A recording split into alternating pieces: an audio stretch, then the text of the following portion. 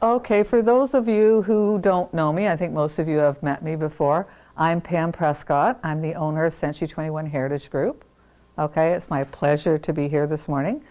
Thank you. And to talk to you about open houses and how to make more money from open houses. Who here wants to make more money? Raise your hand. Okay, if you didn't raise your hand, you're in the wrong class. Okay, I'm going to show you how to increase your income, okay, by doing open houses properly. There's so many people that do open houses and they never make any money from them. And it's because they'll sit there and they'll talk on the phone and say, oh, look around. Okay, and they won't be doing a job. They'll just be opening the door and sitting there and not doing it correctly. Mm-hmm. And there will be people that will say, everybody gives you the wrong phone numbers. They'll be very, very negative about open houses.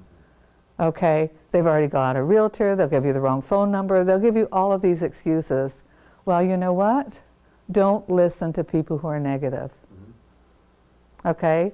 Listen to me, because I used to sell 30 or 40 houses every year from open houses. Wow. Okay, so listen to somebody who is successful at what they're talking about. Mm-hmm. Now, open houses may not be for you, and at the end of the session you might decide, no, that's not for me, and then don't do them. Mm-hmm. Okay, either do them right or don't do them. Don't waste your time. Okay, that's what it boils down to. Now, here's my motivation. I always think that everybody needs motivation. As I said, I want to motivate you. And I find with real estate agents, the best motivating factor is money. So we're going to talk money. Okay, and these are simple, straight facts.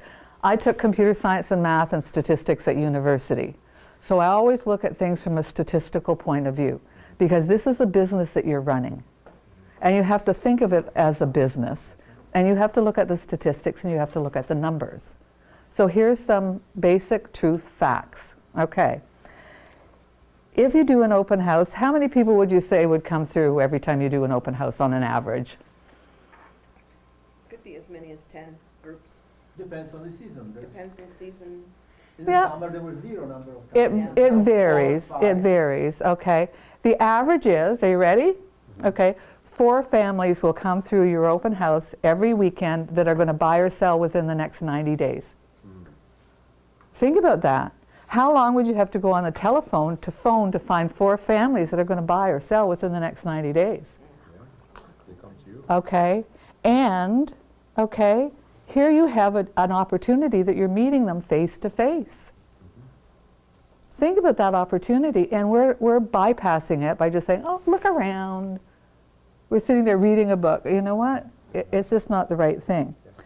So if you are having 4 open houses a month, that means you're meeting 16 people every month, okay, that are going to buy or sell within the next 90 days. Think about that. That's huge. That's huge. It's huge. You can make a good living from that. Okay? If you connect with just one of them every month, just one, okay? You're not going to connect with them all. It's not going to work. Wow. And the average commission that we're making in this company is about $15,000 per deal. So it means you're going to make $15,000 a month times 12 months is $180,000 a year. Okay, does that sound appealing? Yeah. Okay, but it doesn't stop there. If you go to the next page, okay. 6 of those 12 people, okay, are going to need to buy and sell, depending on the people that are coming in and the price of your house. That's sort of an average. But a person that comes to look at your open house often has a house to sell, right? Sure. Okay, so let's say 6 of those 12 have to buy and sell. So there's another 6 deals every year. So that's an additional $90,000.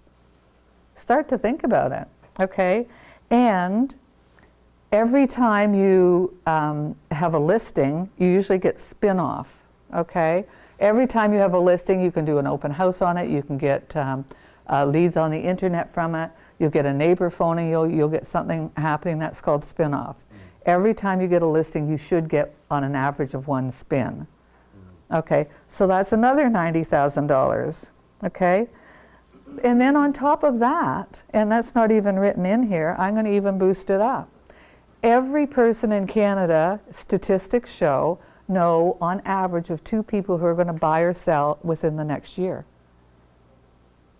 Okay? So these people coming in could even send you referrals.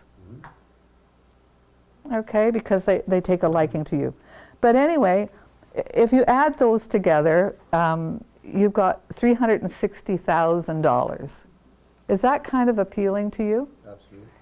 Okay? And that's by just doing one deal a month, getting one person a month. That's getting 6 of them that are going to buy and sell, so half of them that you're going to list as well. Okay? And then another 6 spin-off because you do such a good job on your listings. And that's another session that we can talk about later. But, okay, can you see how it could happen easily? Yeah. It's not a big deal. Everybody thinks about, oh, I did an open house and everybody gave me the wrong phone numbers. But I'm going to talk to you, here's the way you've got to start thinking. Okay, start off with the number 16. That's the number you're going to meet this month that are going to buy or sell within the next 90 days. 5 of them give you the wrong phone number. Ka-ching, now I'm down to 11. Who cares? Exactly. Okay? 5 of them are already under contract with another broker. Ka-ching, now I'm down to 6. Okay? 3 of them couldn't stand me. Okay? They didn't like me for some reason. We just didn't get along. It happens. Ka-ching, now I'm down to 3. There's 2 of them that I would never want to deal with that I didn't like. Ka-ching, now I'm down to 1. Perfect, you got your 1. And you didn't waste your time. There's your $360,000. That's all you're looking for. And people get too wrapped up in the negativity. They aren't thinking about that positive 1. They're thinking the negativity of the 15 that they didn't get. That's what happened. So you can't let that pull you down, and you can't let that influence you. Okay, and you don't have to just do open houses on Sundays between 2 and 5, although that's the most common time. A lot of people don't do them on Saturdays as well. I used to like doing them on Wednesday evenings when everybody was in the traffic jam. That's interesting. Okay, so I would do it from about 4 till 7 on a Wednesday and have the open house signs up. And then people are driving along, they're stuck in traffic and really frustrated, and they'll pull into an open house to see what it's like. You know what? They're driving by on their way home, so they're going past you on their way home. So don't only think that you need to do open houses on a Sunday. You can do them at other times. Okay, next slide. I'm going to break this session in what you do before, during, and after your open house. Okay, before your open house. Okay, why do you think people are coming to your open house? Why? Because they want to live in the area, they're nosy, they have some friends who are thinking they'd like to move to the area, and they want to preview it. Okay, so they're curious. Yeah. Okay, and what do they want from you? Information, Yeah. knowledge. No. Okay, you do not own the house, so you are not selling the house, you are selling your knowledge. That's what you have to offer people. Okay, so when somebody comes into the open house, you have to have a really great deal of knowledge. Otherwise, you can't engage them and attract the person to be that one that you're looking for. Okay, you've got 5 or 10 minutes while they go through the open house to get them engaged with you and talking to you and wanting to do business with you. Okay, so you have to keep that in mind, and you have to get them engaged the whole time you're there. And you do that by your knowledge. Okay, and that's what people are looking for. They might be in from another province or anything else. They're thinking of moving to that neighborhood. They want knowledge about the neighborhood, not only that one specific house. They're curious about what's happening. So before you do your open house, okay, you need to inspect every listing that's available in that small area, in that community. So if it's in a subdivision, okay, if it's in a subdivision, inspect every listing. I don't care whether it's smaller or bigger, it doesn't have to be the same price range, because you're going to get people that come in and say, oh gosh, I can't afford that much. Then you can say, well, there is this other house that's smaller, and you can tell them about it. Okay, so you need to inspect everything that's available. They're coming in wanting to know about the neighborhood. You have to be the neighborhood specialist when they walk into your open house. Okay? You have to know, you have to inspect all the current listings. You have to know everything about them. And I kept a copy of each one of those listings with me when I was doing the open houses.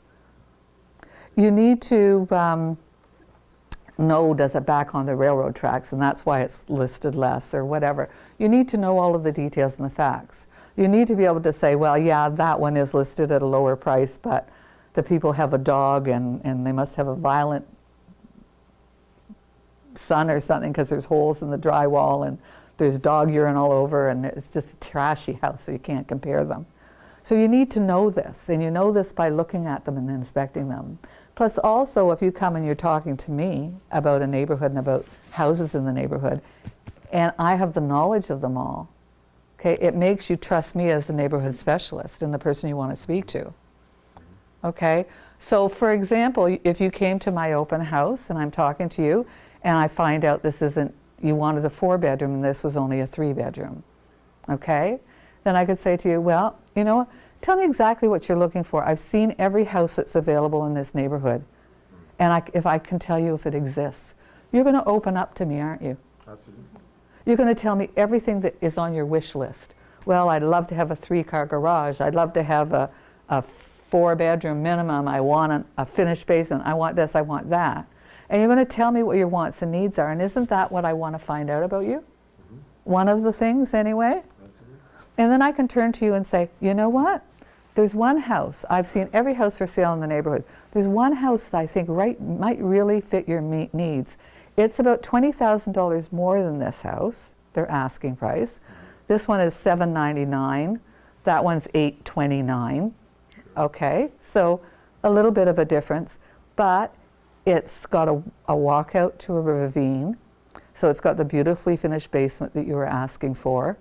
They've renovated the kitchen. It's delightful. It's white. It's got all nice new cabinets. It's got granite countertops. I think it sounds perfect. Does it sound like what you're looking for? Absolutely. I'm imagining it now.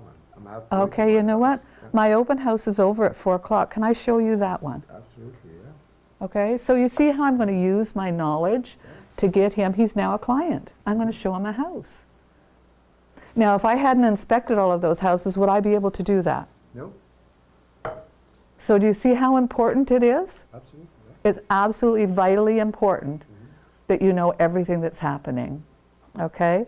Other things that you need to do is I always did a CMA. Now, if it's your own listing, you should have a CMA and you should be updating it every week anyway. But if it's somebody else's listing, you have to do a CMA. Hopefully you all know what a comparative market analysis is. So I always came to the open house with a copy of everything that is sold in the area, no matter what size again, because people will flop around to different sizes and whatnot. I might have somebody that comes in that's in a townhouse and they want to move to a bigger house or something like that. So I have everything with me that's sold for the last 6 months, okay? So if you come into my open house, okay, and in chatting with you, I find out that you have a house to sell and you said, oh, I don't know, da, da, da, da, da. Then I can sit and I can say to you, you know, what I have in my case with me right now, everything that's listed and everything that's sold in the last 6 months. I've seen every house that's listed. Can I give you a bit of advice as a professional realtor? Okay, before you make a decision, you need to be well informed. It's my job to inform you to make a wise decision. What I'd like to do is, if you and your husband are home this evening, my open house is over at 5 o'clock. I'd like to drop in. I'd like to show you everything that's sold in the last 6 months. Okay, I'd like to show you what your competition is right now. I'd like to see your home and tell you and give you a feeling for price. I'd like to just discuss with you what your needs are, what you're looking for, so we can see if this is a wise decision for you to do at this point in time. Sounds good. Okay, and you know what? I'm not a pushy realtor. If this isn't the right time for you, that's fine. That's a decision we have to make, or you have to make, based on me giving you the information to make it. I'm going to be a realtor 2 years from now and 5 years from now. So if now is not the right time, I'm just hoping you'll call me back when it is the right time. But before you make any decisions, you need this information. True. Would you agree? Absolutely. Okay, so will your husband be around at 5 o'clock tonight? He will. Okay, and can I drop in? Yes, you may. Thank you very much. Thank you. Okay, That's so great. just the fact that I have all this stuff in my case, do you see how easy it is for me to book an appointment? That's how you say it. Always ready. Okay, so it's always be prepared. Every time you do anything in real estate, be prepared and realize what my job is not to sell a house. My job is informing you to make a wise decision with your life savings and caring about the person. And when they see that you care about them, they'll start trusting you more and more. That's good. That's good. Okay, so you put them first and you care about them. And I used to tell people when I would do a listing presentation, I'm going to do an open house, or one of my associates will do an open house on your house every weekend. Chances are I won't sell it from the open house, but I'm going to tell you, every weekend I'm going to do an open house. And I'm going to be meeting buyers. And I might sell your house from another open house, because they might be looking for something bigger or smaller or a different price range, something like that. So the main thing is that I'm always meeting people that are looking to buy houses. Okay, so my job when I do an open house is not necessarily will I sell yours, but hopefully I'll sell another one of my listings or another listing in the area. Okay, because I don't want, you know what, there's agents that go out and say, oh, these agents that say do open houses, they're just all in it for themselves because they're looking for buyers. They're not going to sell their listings themselves. I'm going to tell you that I sold 25% of my listings from open houses, 25%. Okay, but not necessarily from the one I was sitting on. Oh, I see. Okay, and they'd switch around, and that's fine. And if you tell people that up front, then when some agent will say, oh, I don't do open houses because they're a waste of time, and agents that do them, some of them say that, right? You've been around a while. Absolutely. Some of them will say, oh, the only reason that somebody will do an open house is because they want to get purchasers for themselves. They won't buy your house. So you can say this to them right up front. You know what? When you're doing the listing presentation. So your clients aren't, if somebody says to you, oh, when I was at the open house, they tried to sell me another house, you'll say, yeah, would happen. And she doesn't think you're backstabbing them. So it's really important to be upfront and honest with everything you do and let a person know what you will be doing so that they aren't shocked and surprised. Okay, does that make sense? Yes, absolutely. Okay, if you think about what I'm saying, everything makes so much sense. And yeah, I mean, I've been in the business for 40 years. I started selling new homes, which is like great big open house all the time. Okay, so a lot of this I've learned from experience, but when you really think about it, this is all common sense. You just have to open your eyes to it, because so often we're running around chasing things and not sitting down and planning and thinking, what do I have to do? How long is it going to take you to go and inspect all the listings in an area before you do an open house? You do a day of dedicated day. It wouldn't even be a whole day. If there's, say, 5 listings in an area right now, you're going to go in each one of them, you're going to be in 10 minutes. They're all going to be a few blocks from each other. You're going to spend an hour or two. And you're going to gain all that information. And you know what? You are in the business of selling your knowledge, as I said before. So next week I might be doing an open house someplace different. And that area is out of their price range. So I might be able to suggest to them this other area because I looked at it, I inspected all the houses, I know that area now.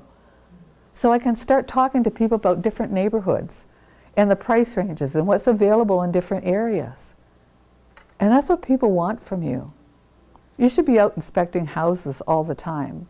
I know in Newmarket and in Bradford, it's every Thursday, they have open house for agents. Diligently, you should be going to them all, at least that. Okay? These other ones you can book inspections for and inspect them, but you should be inspecting houses all the time. A lot of you are newer agents, and you have a lot of time, and you sit there twiddling your thumbs.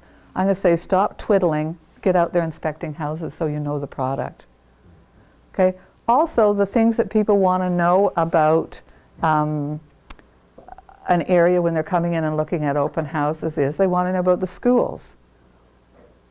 So I want you to check out all the schools, and don't take for granted, well, there's a school down the street, so that's where they'll all go, because that school down the street might be French immersion, Yeah. okay? It might be for grades 1 to 6 only, Yeah. okay?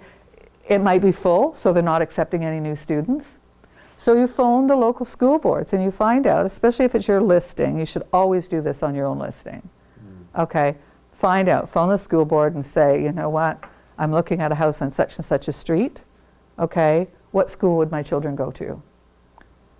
Okay, so if somebody comes into my open house, I can talk to them about their children and they'll say, well, I have a child that's in grade 6 and a child that's in high school. And I can say, well, there's a school down the street, but it is full, so they're not taking any more students right now. There is one, it's about 1.5 miles away, its name is such and such, it has great ratings, great rankings. The school bus picks them up on the corner and will take your kids to school. The high school that they would go to is such and such. It's in such and such a location. You can give them this information. Isn't that what people want when they're thinking about a neighborhood? Full service. Okay. And isn't it great for you to know this stuff? You care. Because if you go and you're talking to a client trying to get a listing and you know all this stuff about the area, you're the neighborhood expert. You're going to give them confidence to use you and to talk to you because of your knowledge. Okay, so the more knowledge you gain, the better. Also, you should drive the area and see what is what, okay? When I do my CMA, I certainly want to drive by everything that's sold and take a look at them. Okay, so that if you agreed for me to come into your house and show you what's sold in the area, I can say, here's number 43. You know the house down the street with the red roof? Okay, that backs onto the park? Okay, that one. It's the Joneses' house. You know the Joneses' house? I'm reading this all from the listing. Do I sound like I'm a neighborhood specialist? Okay, and I say, oh yeah, I know the Joneses. Okay, so you see what's happening. And they'll start to trust you. Okay, and they'll trust you because you've done your homework and you deserve the trust. Okay, so you need to drive by, see all the houses. Okay, notice, oh, on that side of the street, there's a railroad track. So anybody with an odd number backs onto the tracks. Okay, that's why there's a disparage in prices. Or there's this certain section that backs onto an industrial park or a railroad track. Or you need to see this when you're driving around.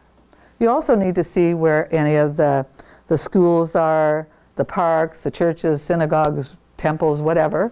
Okay, you have to see where they all are so that you can tell people where they can go for these things. I remember one open house that I did. The guy came in and he was talking to me and he had a young son.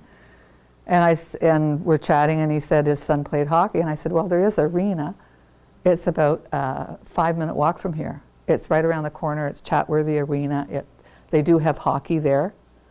And the father said, he turned to his wife and he says, I want this house. I'm so tired of getting up so early and driving my son to hockey.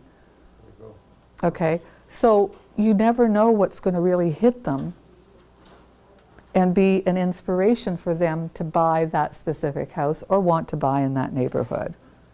Okay, but what you do know is you have to give them the knowledge. And even if that house isn't right for them, are you not going to gain their respect? Absolutely. Okay, and so that they might want to buy from you, or you might suggest another area. Okay, that sort of thing. So you really need to have all of the knowledge before you do the open house, and you can see the reasons why. Does everybody agree with me that it's an absolute must? Yeah. 100%.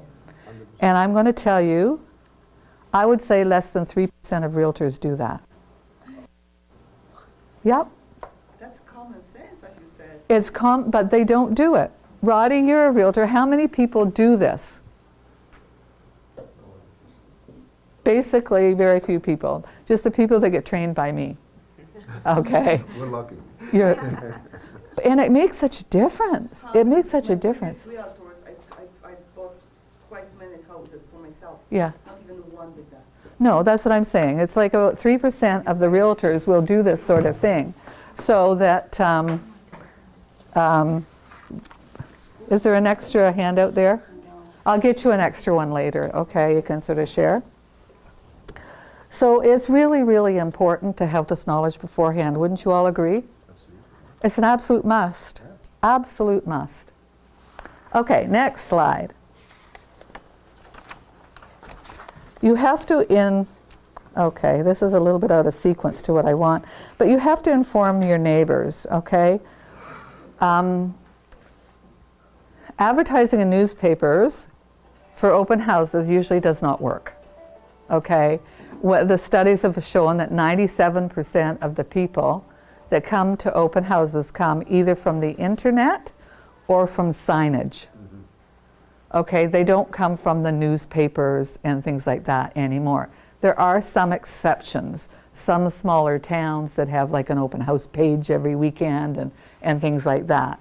So, I mean, there are some exceptions to it, but a general rule is signage is the most important thing, and internet marketing of the open house is the most important thing to get the people to come into your open house. Okay, now I'm going to come to the sideboard over here, and I'm going to, there's no, There's your sideboard over there. okay, but there is no, oh, here's one here. Okay, so what I'm going to say is,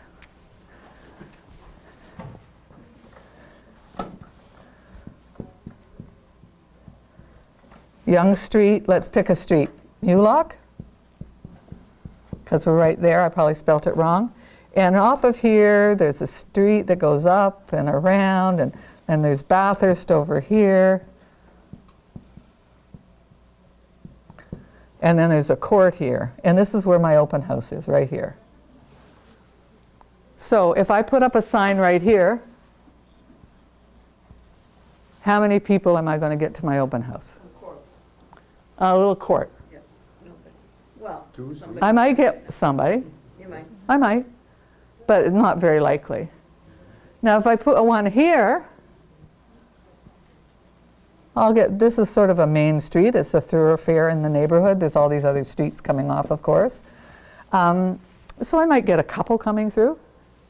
Now, Mulock is a main street, so if I put one down here, now I'm going to start to get some more serious traffic, right? But even that is enough. What if I also put one at Yonge, one at Bathurst, in 2 spots, coming in here and here. So now I've got 2, 4, 5, 6 signs up. I'm going to probably get 5 times the traffic if I only put one. And I'm going to tell you, the worst thing to do with an open house, the hardest thing, is putting up the signs. Schlepping them around, setting them up. It's just a nuisance, especially in the winter. Okay? But it is really highly important to get you those 4 people through every time that are going to buy or sell. So you really need to get them through. So think about your signage, okay? Normally I find an open house needs 5 signs, okay? Sometimes a few more, but most open houses you need 5 signs. And think about where you're putting them, because it is significant. People driving the area. I had somebody won a house from me from an open house. He was driving to the donut store to get some donuts.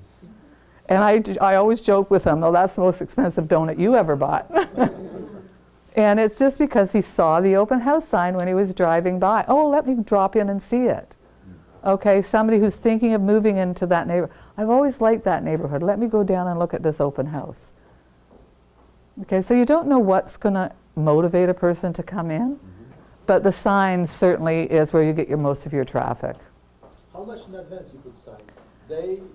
Usually there's some restrictions within a township, within a town, within different areas. Different ones have different regulations. Okay, so you can put on top of your open house, your for sale sign, open house this Sunday between 2 and 4, and you can leave it there all the time. Okay, but the ones that you put up, you have to look at the regulations of the town, because every town is very different. Some of them won't let you put up signs on township property at all. And then that becomes a real issue, so you have to be very careful. okay? And select where you're putting your signs. I've gone to a point where I wanted to put a sign on somebody's lot, and so I'll go on, I'll knock on their door, and I'll say, hi, I'm Pam Prescott, Century 21 Heritage Group. I'm doing an open house down the street today. I was hoping you wouldn't mind if I left a sign here today, and I'm going to give you a Tim's card for $5 for you letting me do it, if that's okay with you. Nice Next idea. client, next client. Yeah, exactly. And they'll usually say yes, okay? Because if somebody else is doing an open house, let's say here, I'm worried that my clients are going to go here, here, and see this open house and not continue on to mine, right? So I might want to put one right across the street from that open house with an arrow pointing down, so they'll realize that there's another open house. Okay, so it's very difficult to know where to put the open house signs, okay, but you have to put enough of them up. Okay, again, everybody makes sense? Makes sense. So for main intersection, you put usually 2 or? In a lot of cases, you can put 2. Again, it depends on the township, what they'll allow you to do. Some of them won't allow you to put it on the intersection, but I like to put 1 on each side, so I might put 1 on this side of Yonge and 1 on this side of Yonge, so people coming up this way will see, and coming this way will see. So, I mean, you can end up with a lot of signs. Okay, but it's a good investment. You know what? The signs cost you what? $35, $40 each? We use it all the time. Get them. You use it over and over and over and over again. I'm talking to you about making a couple $100,000 a year. Yeah. Don't worry about spending an extra $100 on signs. Buy lots of signs, have them in your trunk, use them. Use them. If you get 1 extra sale every 10 years because of those signs, it's going to pay for themselves. So it's a pretty good investment. Okay, next slide, and I'm going to go through these next ones fairly quickly, otherwise we'll be here all day. I said to advertise your listings on the internet. Places to advertise them is on century21.ca. And I think this might even be an old slide, but you can go on and you can register all your open houses on century21.ca, and that will automatically push it also to you can put it on your own website as well, and our company website. So if you go to century21.ca, that will show you how to do available open houses. Okay, so this shows you your click-through on how to do it. Might have changed a little bit. I'll have to update this again. Then the other places is the Toronto Real Estate Board. Okay, again, here's how you go on. It's a very popular site that the public go to for open houses. Okay, and the public can do a search for open houses. So you want your open house posted on that site for sure. And the good thing about when you put it on the Toronto Real Estate Board website, they automatically push it to realtor.ca. So then your open house will be advertised on realtor.ca, on the Toronto Real Estate Board, on Century 21, which are all highly, highly visited websites for getting leads. Okay? And I'm not going to go through all of it because you're going to forget anyway. Okay? Now, one thing I want to say is don't forget the social media as well. Don't forget to put it on your Facebook, LinkedIn, wherever you are. Roddy, where do you put yours on social media? Facebook? Okay. So, and what about you? You're really good with social media. Where do you put yours? No, I'm not so good with social No? media. I thought you had your Facebook up and running. I've seen a few little things from I you. don't do it as much as I should. Okay, but we all need to. Yeah. We all need to because it gets us recognition and it gets us traffic to our open houses. So put it on your Facebook as well. But even having said all of this, the majority of your people are going to come from your signs. The majority of people will come from your signs. I used to, for about 1.5 years, I got everybody in the company to say, well, where did you hear about the open house, and keep comments on it? And the vast, it was over 90% were from from the signs. So it's the number one thing. Now, we haven't even gotten to the open house yet, and have you learned something? Okay, now I'm going to teach you something fantastic. It's before you do the open house, and I always tell my client when I'm listing their property, you know what, when I list your property, Mr. Smith, okay, I don't leave any stone unturned. I'm going to knock and talk to all your neighbors and see if they know of anybody who might be thinking of moving into the neighborhood. That's good. Okay, I'm going to talk to everybody in this neighborhood. They might have a friend at work or a relative or something that they want to move in. So I'm going to make sure that I talk to them, okay, as well. So if one of your neighbors tells you I knocked on their door, I don't want you to be surprised. Okay, now, before I do an open house, I do a door knock. I used to do my open houses, let's say from 2 till 4, and from 11 till 2, I'd door knock. The best door knock you will ever do. So as well as making your 200,000 from your open houses, you can probably make equal that from this door knock. Okay? You have to be an expert. I would rather you do one thing really well than 10 things badly. Okay, so become an open house specialist. I know, I'll tell you another story. There was this realtor that joined us, and she was brand new. And after her first year, she sat down with me to talk about planning for the following year. And I said, well, the first thing I want to do is analyze where you got all your business from your first year. You had a phenomenal first year. She made $130,000 in her first year. Okay, it was fabulous first year, I think. And we were talking probably about 8 or 9 years ago. And so maybe even 10 by now. And when she did the analysis, she says, I want to tell you something. And she said, I came to your open house seminar 3 times. Okay, the first time I came and I realized, wow, this is going to be really great. Then I went out and did one and I realized I'd forgotten half of what you said. So I came and I saw it a second time. And then it was really good, and I decided I wanted to be an open house expert. And she said the third time I came to really perfect my skills. And she said, I learned so much, but there's so much in one session, it's really hard. Now, we are taking a video of this, so you'll be able to watch the video later on. But long story short, her first year in the business, she made $85,000 from open houses about 10 years ago. And at that time, an average commission would probably be more like 8,000 or 9,000. So that would be equal to making like 150,000 today in your first year from open houses. Okay, so you know what? It really, and there's other people in the company, lots of people in this office that make 200,000-300,000 a year from their open houses because they do them properly. Okay, it's a proven thing. Okay, now we're talking about the door knock, so I want to tell you what to say when you're knocking on the doors, and I actually have a script here for you. Okay, and I want you to memorize the script, and I want you to use it exactly. Okay. So, the open house, the door knock is really successful. Okay, and I used to get probably just as much business from the door knock as I did from the open houses. So it's really, really straightforward. It's I'll do it like knock, knock, knock, knock. You come to the door. Hello? Hi, my name is Pam Prescott. I'm with Century 21 Heritage Group. I just wanted to let you know that I'm going to be doing an open house on number 5 John Street today between 2 and 4. If you'd like to drop in, you're more than welcome. Okay, I'll try. Okay. Do you know of do you have any friends or anybody that you think might be moving into the neighborhood, that might be thinking of moving in? Now's the chance to pick your new neighbors, you know. That's funny, that is funny. Okay? And you're probably going to say, no, no. Most people are going to say no to everything. Okay? Okay.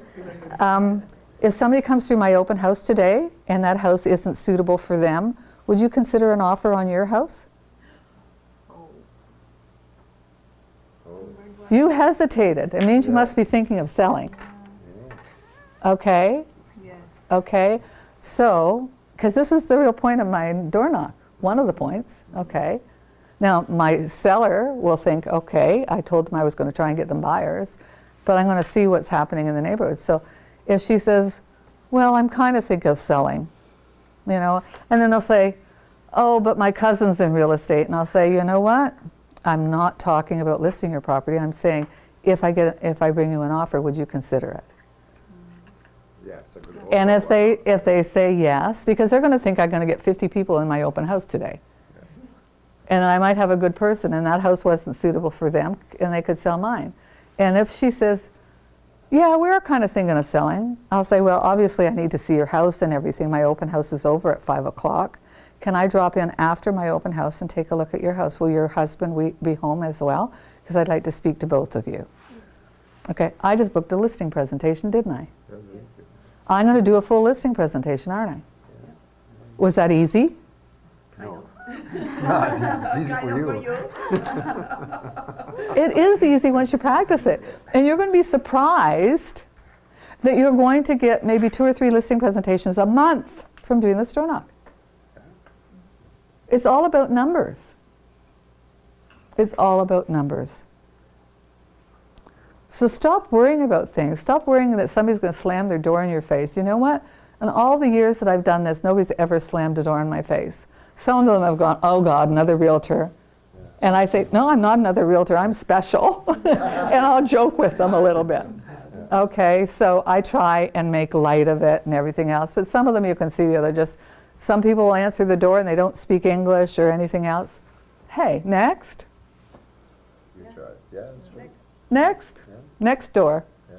So if every weekend you spend a couple hours doing this door knock, you're going to get business, don't you think? Yes. Okay. And then the end part of it is, usually they'll say no to everything. Yeah. Okay. Then the next thing you say is, you're thinking of buying or selling in the next year or so? Maybe. Maybe. Okay. Now, most people will say no. If she said maybe to me, I'd say, why? What's happening in the next year? And then let's say she says, well, it looks like my husband's getting transferred to BC, but we're not sure yet. Okay, or I'm going to retire and we're going to move to the cottage. She'll open up and tell me a little bit now, usually, and I can get her chatting. And then I'll say to her, you know what, can I give you a bit of advice as a professional realtor? What you really need to do is, when it's time for you to sell, this is your life savings, it's a lot of money, it's not something that you should treat lightly. What you should do is be totally informed of everything that's going on in your neighborhood between now and a year when your husband's retiring. What I'd like to do with your permission is to give you a call every time something, maybe every couple of months, and tell you about everything that's listed, everything that's sold in your neighborhood, any trends that are happening in real estate. Okay? Giving you all this kind of information. Okay? Would you find that valuable? Yes. Okay, that's great. So I have your permission to call you every couple of months. I promise I won't harass you or anything. It's just that you need to make a really informed decision and you need all these facts at your fingertips. Okay? Now, when she says yes to that, I'll say, I also have a newsletter that I publish every month. Can I send you a copy of my newsletter? And you have address. Okay, then I can get her address, I can get her phone number, okay, I can get her email address if I want to email one as well. And you get them engaged. Now, over the next year, I phone her every 2 months, so I phoned her 6 times. She's probably going to list in, say, 10 months. So I phoned her 5 times. I've told her everything that's listed or sold in the neighborhood. Okay, she's gotten my newsletter because I'm on the newsletter program that the company provides and sends it for you automatically, right? If you aren't on it now, you should get on it. The company writes the newsletter for you, mails it, takes it to the post office, everything to your clients for you. So you put them on the program and it'll be done. So really, it's not a lot for you to do. Okay, now, let me ask somebody who's been in real estate for a while. Roddy, okay, is it worth 5 phone calls for you to get a listing? Yes. Okay, is it worth 5 phone calls and having to do a bit of research beforehand to get a listing? Hands down, without a doubt, there wasn't even a second thought? Okay, you got to think to yourself, somebody's going to pay me $30,000 to sell their house. $30,000, I got to earn it. Half your salary somewhere else. Your full salary somewhere else for some Yeah, people. Right. That's true. So you've got to earn it, and you've got to be diligent, and how you earn it is by having knowledge. Okay, so you have to be on top of all the facts with everything you do. Okay, and you'll find that it just mushrooms into everything. Would you continue conversation if she says, my brother is a realtor? Yes, You would? yes. Okay, so tell me, my brother's a My realtor. brother is a realtor. so, Oh, really, really? Who's he with? Remax in Newmarket.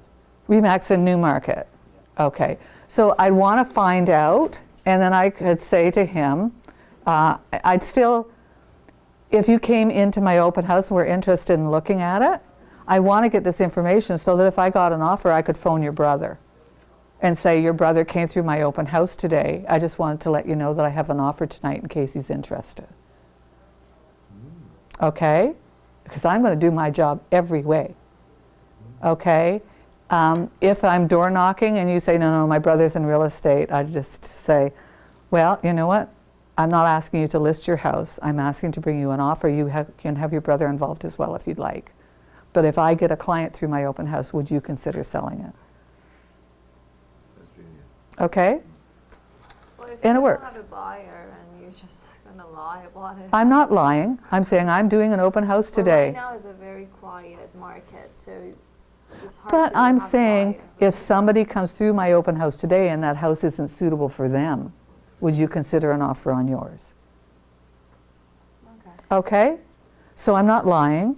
And chances are, if I've got a listing, I'm going to talk to a lot of people who are interested in the area. And I can't tell you how many houses that I've sold, one of the others that I knocked on the door. I'm going to tell you a story, Pam and her famous stories. When I was first in the business, okay, I was like 20 years old, I guess, 19, 20, looking very young and everything else. One of the senior people in the office had a property downtown Toronto on Borden Street, okay? And she wanted somebody to do an open house for her because she had a family reunion at Lake Simcoe that weekend. So she asked at an office meeting, will anybody do an open house for me for Sunday on Borden Street? I put up my hand. She tried to ignore me. I don't want this new person. I want somebody experienced, right? So she kept on asking, isn't there anybody else? And I going, me. And she'd say, but you're new. I said, but I'm good. And so finally she said, okay, well, I promised them I would have somebody do an open house, so I guess you're it. So nobody wanted to do something downtown Toronto, okay? And my husband was a professor at U of T, and I knew the area, so I felt comfortable doing it. So long story short, I did the open house. It was half of an old Victorian semi, and I did my door knock.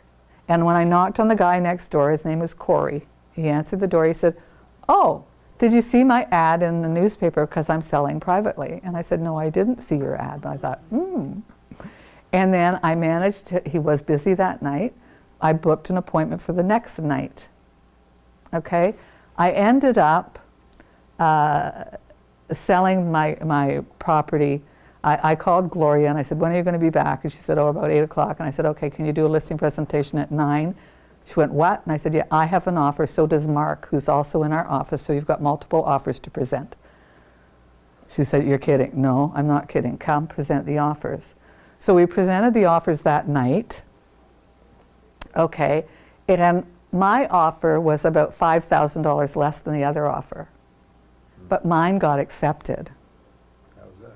You know how? Because I made it personal. Okay, I was speaking to the client, and I said to them, you know what, I have a nice young Jewish couple, and they were Jewish, okay, a nice young Jewish couple that wants to raise their family here just the way you did.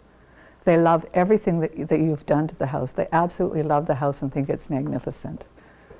Okay, they're so happy with this house. Unfortunately, this is all the money that they've got. This is their whole life savings. Now, they've been qualified for the mortgage. There's no question that they're going to get approved. There's no question that this is going to fall through. I've already talked to the bank on their behalf. So it's a nice, solid deal you don't have to worry about. It's not like some investor who's going to rip your place apart or something. You've got a really nice young couple who wants to buy your home. The other offer from Mark, okay, was a builder. And the builder wanted to renovate. And this place was nicely done. It really didn't need renovation. So the builder was going to tear it all apart and renovate it. So then Mark goes and presents his offer that's $5,000 more, but it's a renovator, and he's saying, well, he's trying to find everything wrong with the house and diss the house. So he's talking down about the house, and he made the people mad. You know what? He made them mad, and they thought, I would rather give my house to this young couple for $5,000 less. They both had really good jobs and made really good money.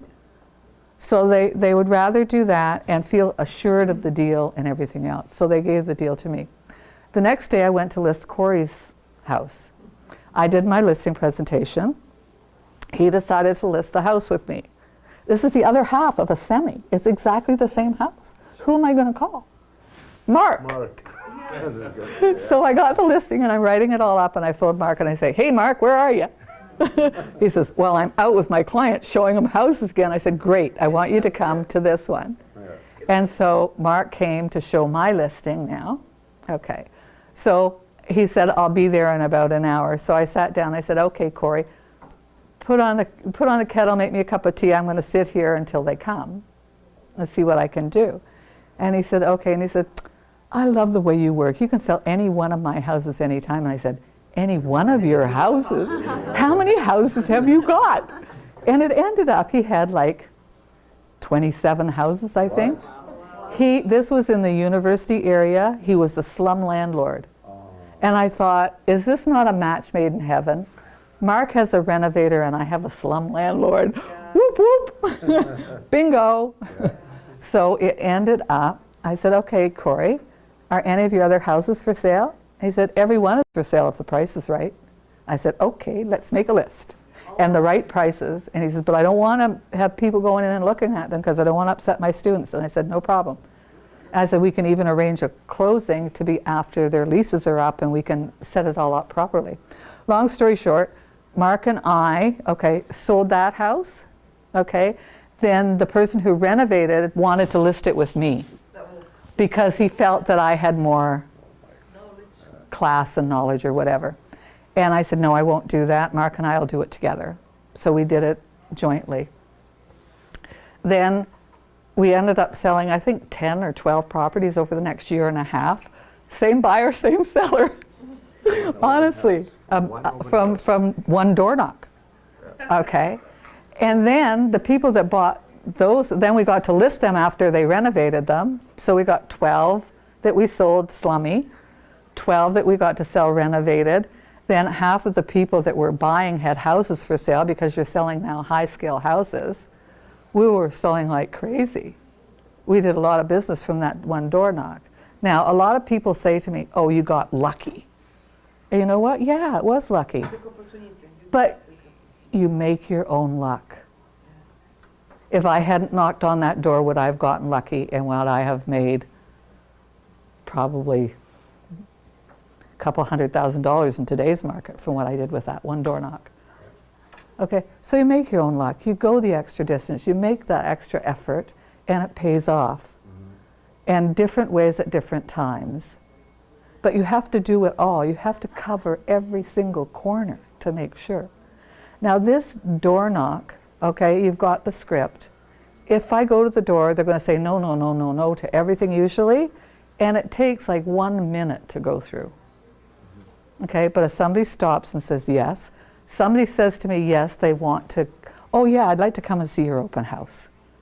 Then when they come in, I know it's a neighbor, and I know how to treat them.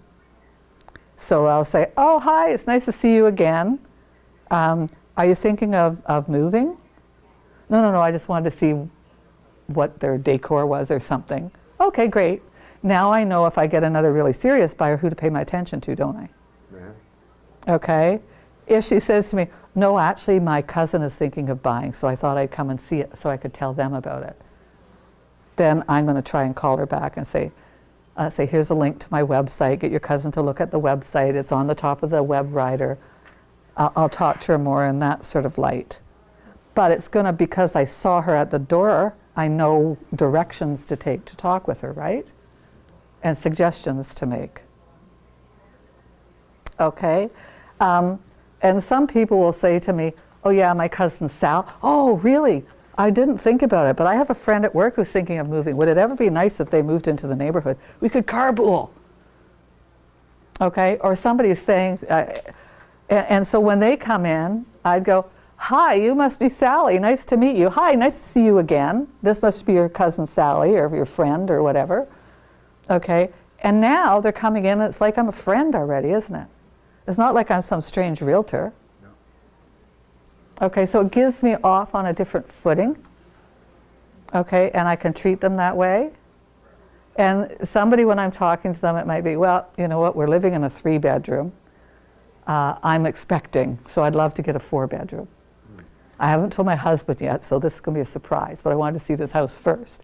I want to know where I stand. I want to know why they're there, and I'm going to follow up with them. And if the husband answers when I phone, I'll hang up. Or I'll say, is Mary there? No, can I help you? No, I need to speak to Mary. I'll talk to you later. Right? So part of the trick is to be able to analyze everything. When you're doing an open house, I always say it's like you're Agent 007 and you have 10 minutes to get to the bottom of everything. Okay, it's like you're a secret agent trying to find out all the information. But you don't do it in a secretive way, you do it in a very open way. Okay, so even still before the open house, you have to prepare it, you have to tidy up. I'd walk through the house and I'd see sometimes, oh, the kid got up late and left their bed messy, so I'd make a bed. If there was dishes on the counter, I'd put them in the dishwasher. Usually you wouldn't have to do, Interesting. usually you don't have to do things like that, but the odd time I would. And I'd walk through the open house, through the house, and I decide what route am I going to take. Okay, everything I've got is a system. Okay, so what is the highlight of this house? Why is somebody going to buy this house? Is it the lot? Is it the basement apartment? Is it the magnificent master ensuite? You know, what is it? And I want to show that at or near the end. So that's the lasting thing that goes, wow. Okay, so I want the wow to be at the end. So I might decide, say this house is a walkout basement to a fabulous backyard. So then I'd start at the top and I'd work my way down to the basement and show the basement last. Okay? When I'm walking through and decide on the pathway that I'm going to take, sometimes to some rooms they'll have a double door entry or a single door entry. You got to think that you might be walking through with 3 or 4 people following you. So try the double door entry so it doesn't seem like everybody's squishing through. Okay, it's perception of leaving it very open. Okay, and if a room is small and they have a coffee table in the middle of the room, I'll often move the coffee table almost right up against the Chesterfield. So you couldn't sit at that Chesterfield if you had legs, you know, but there's a walk-through path. Okay, because a lot of people are selling because the house is too small for them. They've overgrown it. If it's my listing, I'll tell them, move that coffee table, put it in your garage. Because I want to have the proper flow through when I'm showing the house. Okay, so I go through and I really look at it from that point of view. Another thing I always do is I put music on. If they have, I mean, lots of times on TV, you can just go on TV and select different kinds of music and have music playing in the background, right? If they have an intercom, you can use that. If you have a couple of music devices of whatever kind you're using, you could put one upstairs, one in the basement, one on the main floor, all playing the same music. Okay, because when people come in and it's dead silent, they feel uncomfortable. And you pick like a spa music, like a really relaxing, gentle music. You aren't going to pick some rock and roll or something that gets them listening to the music and not looking at the house. Okay, but, and then if you're not talking, it isn't uncomfortable. If I stop talking, you all feel a little bit uncomfortable, right? That's right, yeah. Okay, but if there's music in the background, it doesn't happen. Okay, so it's really, really important to have some music. I turn on the lights at the whole house. When I do a listing presentation, I say to the seller, I am going to, when I come on, turn on every light in the house, and I want you to do the same every time there's a showing. Okay, I want you to replace all these 40-watt light bulbs with 100-watt light bulbs because I want it to be bright and look open. I don't care about the mood. Okay, I want it bright and open because of a couple of things. It makes your house look bigger, okay, and it also makes it look like you're not trying to hide something. I want all the lights on in the basement and everything else because if somebody goes into a dark, dingy basement, the first thing that they're thinking is they're hiding something. Something's wrong down here and I can't see it. And they get a bad feeling. Okay, so every light on in the whole house, basement, everywhere. Even if there's a problem, highlight it so you're showing it So they know, well, okay, there's a leak there in the basement, but she was up front, so I know everything. And I'm not walking into something that I don't know about. Okay, so turn on all the lights. It's the impression that it creates, the impression of it being bigger. And people buy with all their senses. It's just a feeling that they get when they walk into a house. Another thing I always used to carry in my trunk is, you know those logs that you can put in the fireplace? Nowadays, a lot of people have gas fireplace, so you just have to put gas on. If not, I used to buy one of those logs that would burn for 2 hours.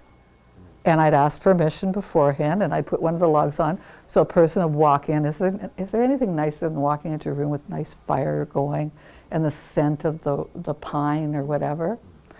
Okay. And then another thing that I always used to do is I used to get from Crabtree and Everlyn. They used to have these, they were called scent rings. And it's a little ring you can put on a light bulb, and you put a drop of oil in it. When you turn on the light, it heats up the oil so you can smell the oil. So I used to get vanilla because you didn't want it to be obnoxious. And I turned that on, and then the whole house would have this faint smell of vanilla. And when it got enough, I would turn that light bulb off because you didn't want it overpowering. Because people, it's really funny, they come in and they buy with all their senses. Okay, it's not just their visual sense, it's their hearing, it's everything else. How often have you heard a person say about a house you're showing, this house feels good? How can a house feel good? A house doesn't feel. Okay, it's their senses that they're using. It's a feeling that they're getting from the house. Okay, and all of these things help to make that feeling a lot better. Look, we haven't even talked about going in and doing the open house and how much we've talked about. So all of this stuff is so important. It's going to make the difference when you do the open house. Now, here's the one that a lot of people get nervous about. You're going to have a guest book at the front door. You're not going to let anybody into your open house that doesn't sign into the open house and give you their phone number at least. Okay? And a lot of people are going, oh, nobody's going to want to give their open house. And I'm going to tell you right now, kick them out if they won't. Okay? It's a very simple way of doing it, and I'm going to tell you how you overcome it, and it's simple. It works every single time. Every time. Will they give you the wrong phone number? Some of them might. But I'll tell you, I've had people give me the wrong phone number at the door, and then when they're leaving after I've shown them through the house, I say, you know what, I gave you my wrong phone number. Can I give you the right one now? Because I'd like to work with you. Or, you know what, I gave you my office phone number. Maybe I should give you my cell phone number now. They'll make excuses. Oh, I have a new phone number. This is one they used one time. I have a new phone number, and I think I might have transposed a couple of numbers. Let me take a look and say, oh, yeah, I did. Look at that. And then they gave me the right phone number. So some of them will lie or anything else, but at least you're getting a phone number. And I used to get the phone number, the email address. We have online office a sign-in sheet that you can get them to give you all of the information and try and get it all. Now, if I'm at the front door, and people are going to be hesitant sometime about giving numbers, most of them won't. Most of them will just go right through it. And what I do is I like to write it myself, so I've got a clipboard with my sign-in sheet, and I go, hi, I'm Pam Prescott, and your name is? I am Ziba. Ziba? Okay, Ziba. And what's your last name, Ziba? Farid. F-A-R-I-D? Okay. And may I have your phone number for Zita? Yes, 647. See, now most of it you can go right through it and they're going to give it to you because I'm going to say, I'm going to sign you into the open house. I like to do it myself because I can read my writing. They won't scribble something that you can't read. Yeah, makes sense, yeah. Okay, so does that make a lot more sense? Okay. So now, pretend you don't want to give me your phone number. Okay, so, and can I have your phone number? Say no. No. Oh gosh, I'm sorry, I didn't mean to make you feel uncomfortable in any way. It's just that I promised the owner of the house that I wouldn't let anybody come through the house if I didn't get their name, their phone number, some basic information like that for security purposes. Could you feel if it was your own house you'd feel that way? Yes. Yes. Now, could I have your phone number? Sure. And now most of them will say yes. Is that simple? Something fishy about you. Yeah. Somebody might say, so you're really a tough guy. You're going to say no even when I I... don't want to give you my phone number. It's my place. Okay, so is the reason you don't want to give me your phone number, you don't want me to phone and bug you? Yeah, I don't want to bother you. Not somebody bother me or anything. You know what? Thank you so much for telling me that. I'm a really busy agent and I don't want to waste my time calling you if you don't want my phone numbers. So how about I get your phone number and put do not call beside it? And then I'm doing what I promised my client and I won't bug you. Is that okay? Yeah, that's okay. Okay, now you're going to get them all. Okay, and I'll go to put a D beside it and I'll say, now, I have been talking to some other people in the neighborhood. I've been door knocking, okay? And there's a possibility that I might get another listing. If I get another listing, would you like me to call you? Oh, she's, And I say, okay, so I can call if it's good. I promise I'm not going to call with trivial nonsense. I'm too busy. yeah. I'm too busy. I don't want to bother you. I like to create a really friendly, good relationship with you. But if something like happens, like I get a listing or something comes up like that, I'd like to feel comfortable calling you. Is that okay? Yeah. Okay, now I have his permission. And everybody's afraid to ask for their phone numbers. Was that hard? Was that hard? That was a good line, yeah. It wasn't hard at all. It works every time. Yeah. Okay, I think in like 30 years of doing open houses, I had one person still refuse, and then I said, I'm sorry, I'm going to have to ask you to leave. He said, are you serious? And I said, absolutely. I committed to my client. I'm not going to lie to my client ever. Yeah. And you know what? He was probably casing the joint. He wasn't interested. If he was interested, he would have at least given me a phony phone number. Yeah. I've had people say, well, I could always give you a wrong phone number anyway. And then they say, yeah, but then it's you lying to me and not me lying to my client. Okay? But you need to get this information at the door, and you need to get all of it that you can in your guest book. So their phone number and their email addresses and everything else. And then you always need to find out and ask the question correctly. Don't say, are you working with another realtor? Everybody in the world will say yes. Of course. Yeah. What you say is, are you currently under contract to buy a house through another realtor? Most of you aren't getting your agency agreement signed. Most of you aren't doing it, and you're crazy. When you get a listing presentation, get your buyer representation stuff signed as well. Okay, get it signed at the same time, because I'll tell you, if your client comes into my open house and they aren't signed up, you stand a very good chance of losing them. Okay? So, if they say, I say to them, are you currently under contract with another agent to buy or sell a house? Now pretend why are you asking me this? Why you are asking this question? Okay, because I want to know if you like the house and I happen to get an offer, I can call your client and let them know that I have an offer on the house. Or if I get another listing in the neighborhood, I could call your agent and tell them about my new listing. Okay, I work with all of the agents in town. I'm glad to see that you're signed up with somebody, and I respect that very much. Okay, now I'm going to say, and when they tell me, yes, I am signed up with somebody, then I'll say, and can you tell me who and what company they're with? And if they ever question it, I say, because this is the way I work. If I get another offer and you like this house, I'm going to phone and let them know I have an offer on it. If I get another listing in the neighborhood that seems like it's good for you, I'm going to call and I'm going to let them know. And you know what, Roddy, if I gave you a phone call and I said, one of your clients came through my open house today, okay, and I just got another listing on the street, it hasn't even hit MLS yet, do you want to show it to them? Would you love me forever? Yeah, sure. I make friends within the industry. The girls at the front desk said, I can't figure out why your listings get more showings than everybody else's. And that's the reason why.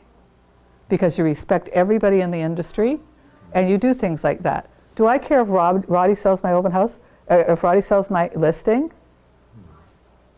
If it gets sold in a day next, Yeah, exactly. they're going to tell all their friends that I made a phone call to another brokerage because I knew they had a client. Does that make me sound like a good person? Absolutely,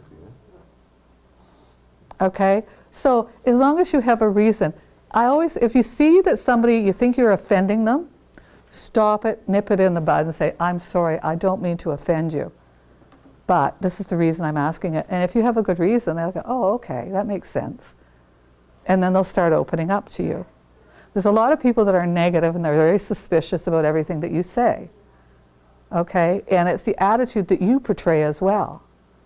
Okay, if you're standing there, you know, with this attitude type look, they're going to feel that way. If you're very open looking, if you're open with them, if you're approachable, they're going to talk to you in a very, very different manner.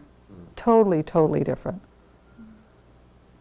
Okay, can you see the difference it would make? So I'm going to get everybody signed up. Now also, I know, we've still got time. Okay, so at the front desk I've got the guest book. I've signed them in, I've got their phone number, I've got their email address, I find out if they're working with another client. Okay, then I will usually give them a feature sheet if I'm going to give a feature sheet. Okay, or sometimes I don't even like giving them a feature sheet at all. If I give them a feature sheet, it has no price and no talking on it, it just has pictures. Okay, I want them to remember the house, the pictures of the house, be familiar with the house, but if they want to talk to an agent, it has my name and phone number on it and they can call me. If they want to phone and say, are the appliances included? Guess what? That's a buying sign. I want them to phone me because I can sell the house, my feature sheet can't. So you won't So- put everything on feature sheet? No, no, that's all I put. Now I have two feature sheets. One with more information, a bit more information on it that I leave for other agents when they're showing my listing, and I thank them all very much because I love it when they give my feature sheet to their client. Okay, with my name all over it. Okay, and the pictures and everything. But yeah, the open houses, I just give one with pictures because I already have their name and phone number and I know I'm going to follow up. Okay, so I'll hand them a feature sheet. I'll say, I'd like to take you through the home, okay, and I'm here to answer any questions that you happen to have about the house. Okay, of course, your first question is what's the price of the house, right? And everybody go, makes sense. And I'll say, and listen to this. Anytime anybody asks you the price of a house, whether it's on the phone on a sign call, okay, whether it's a door knock, whether it's in your open house, wherever it is, okay, my answer to you would be, the house is listed at $799.9. Is that in your price range? I would never just say a price without saying, is that in your price range? What's the number one thing you want to know about a client, about a person? The price range. I'm at the door. You're offering them something, you're getting something in return. I gave you the price, you tell me your price range, darling. Start a new sheet of conversation. Yes, that's right. That's right. And I'm getting the knowledge that I need to connect with them. Now, if they feel, and some people will feel, why are you asking me? You think I can't afford it or something? You know, you'll see it in their eyes. Like, well, I don't know my price range, or I don't want to answer it. Okay, they can come out with some different things. And if you sense that it's one of these people that just, like, why are you asking me? I'll say, gosh, I'm just sorry. I didn't mean to offend you. It's just that I've seen every house that's for sale in this neighborhood. If this house isn't in your price range, maybe I could guide you to one that is. And they'll go, wow, she's seen every house. I want to get inside of her head. So, oh, okay, well, no, I can't afford this. The maximum I can afford is $600. And then I can say to her, well, you know what? There's one house listed for $599. Let me tell you about it. It's not a 4-bedroom like this. It's only a 3-bedroom. It's da-da-da-da-da. And I've seen them because I inspected everything, right? My open house is over at 5 o'clock. Could I show it to you then? And then I could try and book a showing with her. And so I've turned her objection into a showing and given her a reason why. And now she doesn't think of me as this mean, nasty agent. She sees that there was a reason for my questions. Once you can satisfy with one of their reasons, they usually don't think nasty thoughts about you anymore. They start coming around. Okay? Somebody else, I've had people say, I don't know my price range. I'll say, oh, is the reason you don't know your price range that you're a first-time home buyer? No, no, no, and that usually opens up, no, it's not that. It's just that I don't know how much my house is worth. There you go. Listing presentation, here I come. Well, you know what? I'm glad that you were upfront and honest with me and told me that, because can I give you some advice as a professional realtor? What I'd like to do is come by your house tonight. I have in my case everything that's sold in the last 6 months. I've seen every house that's listed right now. I would like to sit down with you and your husband this evening, go over all of them, and then you can make a wise, informed decision about what you should be doing. I'm not a pushy realtor. Okay, if the timing isn't right, a year from now, call me a year from now. Does that sound like a good plan? So it's because I have all the information with me and I know the right way to ask it. Okay, so if somebody feels uncomfortable, say up front, confront the fact that they're uncomfortable. Okay, and come up with a reason why you're asking that question. Okay, now the easy part, showing the house. Because you've done most of the work now. You found out what their price range is. You have their phone number, their name, their internet address, everything else. Sometimes you get multiple people coming in at one time. It gets a little bit awkward, and we'll address that situation a bit later. But escort everybody through the house. Again, if somebody says, well, I just want to look around on my own. Say, I'm sorry, but I promised the owner I wouldn't let people roam around their house unescorted. If it was your house, wouldn't you feel the same for security purposes? I've had people phone me up 3 years later and say, I want you to list my house. And you don't remember me, do you? And I say, no, I met you at an open house and you wouldn't let me walk around on my own. You're the only agent that I ever met that did that to me. And he says, I want to list my house with you because I trust you now. So you never know what it's going to get. People will start to feel better about you saying these things, not worse. You know what? You think you're offending somebody and you're making them feel secure. Here's an agent that cares and who does her job. Okay, and promises clients and follows through. Do you want everybody just roaming around your house all the time unescorted? No. No, you don't. And so when you get somebody that says they're not going to let it happen, don't let it happen. I will take people around in groups if I have to. Okay, let's talk about, I'm doing a showing and somebody else comes and knocks on the door. Okay, how do I handle that? Okay, what I do is say I'm showing somebody upstairs. Okay, I'll say, okay, would you come down to the front door with me? I'll answer the front door and I'll say, I'm showing some of the house. I'll be about 5 minutes. The backyard is fabulous. I've left the gate open. Why don't you go and take a look at the backyard? Okay, if it's in the middle of the winter, I might say, can you have a seat in the living room? Please don't leave the living room. I promise for security purposes that nobody would roam around the house. Or I can say, I'm just showing the Joneses the house. Can you join me? I come up with something. I've left people sitting in their car. Okay? If people are interested in seeing the house, they will wait. And you need to be in control. Once you're not in control, you've lost everything. Now sometimes, I mean, I've had open houses where the whole time I was taking groups of 5 people around and it was like hordes of people.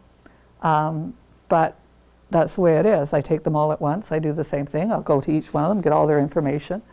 They're used to the person before saying it. It's really nice. On my sign-in register, I always used to have the first name already signed in.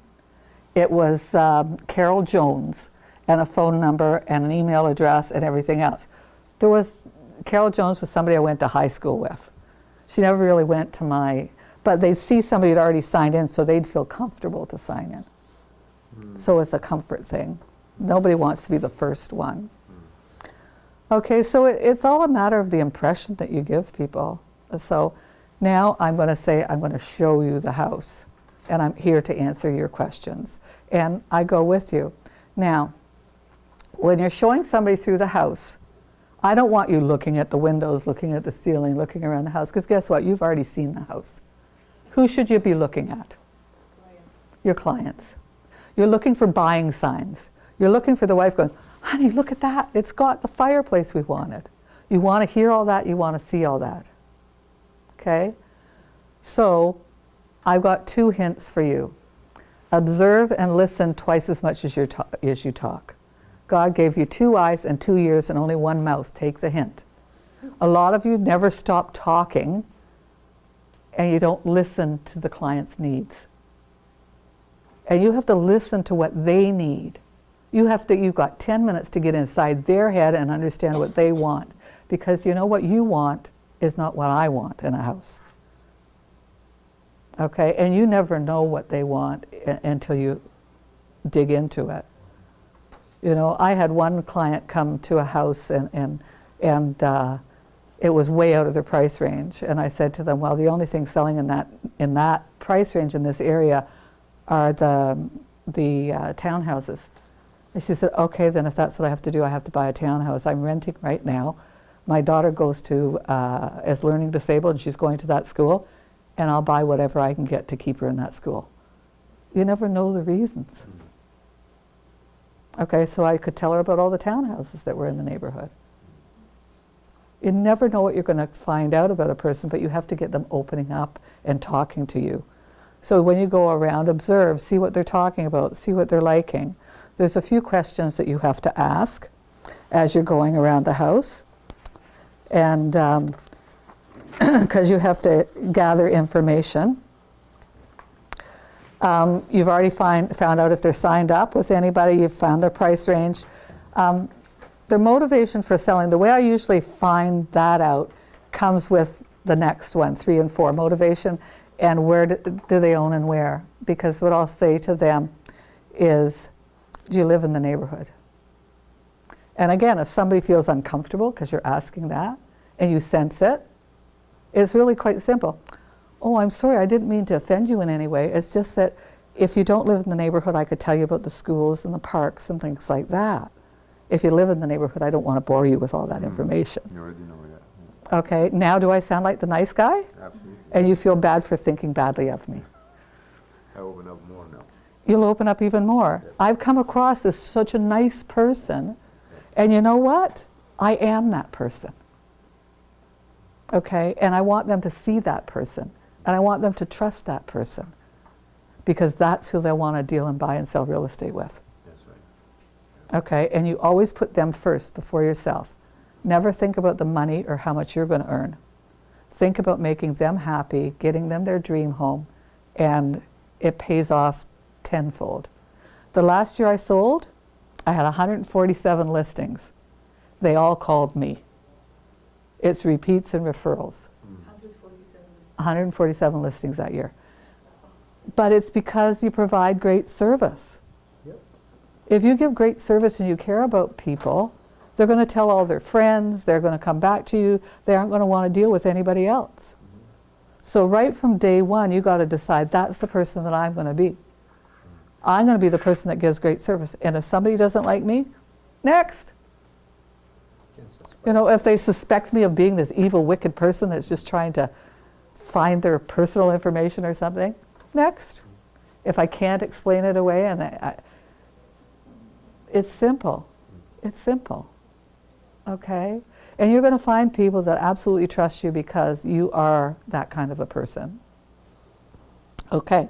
So if you say to them, do you live in the neighborhood, and they get upset, that's what you say. Oh, I'm sorry, I didn't mean to offend you, but. Okay? And then what are the other alternatives? Somebody's going to say, yeah, I live in the neighborhood.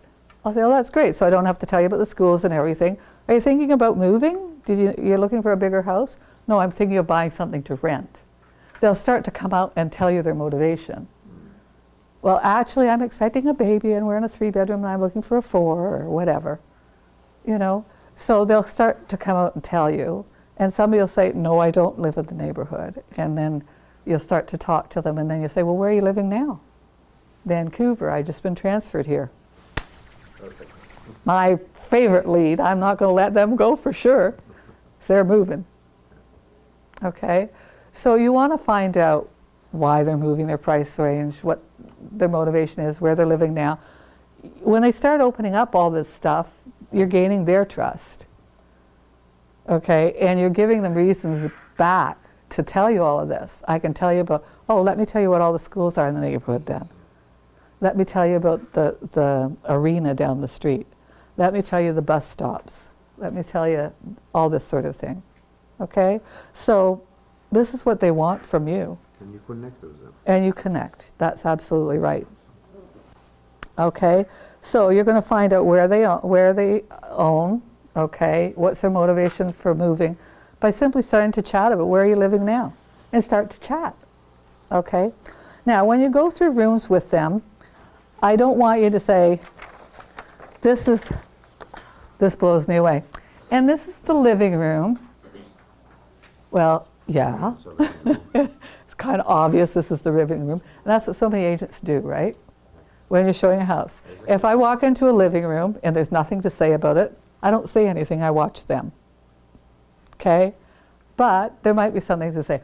Under this carpet, there's hardwood floors. Okay? They've never been walked on. They put these carpet down when they first bought the house. Those window coverings are all custom made and they're leaving them with the house. That chandelier is the one thing that they want to take with them because their mother gave it to them. Okay, then I'll go into the kitchen and I'll open up cupboard doors. I'll show them the Lazy Susan. I'll open up the door of the fridge. I'll say the appliances are negotiable. Take a good look. It's in really good shape. Okay, when I might take them out to the backyard and talk about the yard and the lot size and that sort of thing. So I show them things. If they're in a bedroom, some people are too shy to open cupboard doors, but they want to see the cupboard. Okay, so I open it for them. Okay, whether it's too small or too big, they deserve to know. Okay, and you have to deal with it. So I'll open it and I'll show them everything and I'll talk to them about it. If you walk into the third bedroom and it's like 9 by 9, okay, if you know she's having a baby, you might say, this would make a good nursery. Something like that. Okay, but yeah, you don't have to talk about rooms. You don't have to say, this is a bedroom. This is the master suite. Please. It's obvious. Okay, unless it isn't obvious. Like I've had people that use their living room, they're teaching music or something and they've set it up like a conservatory. So I might say to somebody, this is normally the living room, but she teaches music, so she set it up for her business. Okay, and somebody, I would show them the smaller bedrooms first and then the master at the end. Okay, so they might say, oh, is this the master? And I say, no, you gotta wait. You wait till you see the master. And I lead up to it. Okay, so you take everybody through, you escort them through the house, you listen to what they want, you talk to them, you're recreating this rapport. Can you see how quickly you can do it with the right questions? And most of them, you don't have to have any of these objections. Most of them open up freely and just start chatting. Okay? I've shown you how to handle the ones that are feeling negative and worried about things. Okay, so when you're at the door, you have to close on everybody. Okay, you're showing through the house. You're walking to the door with them. You have to try and close on them. Are they going to jump up and down and say, put in an offer on this house? Likely not. You have to ask. That's your job.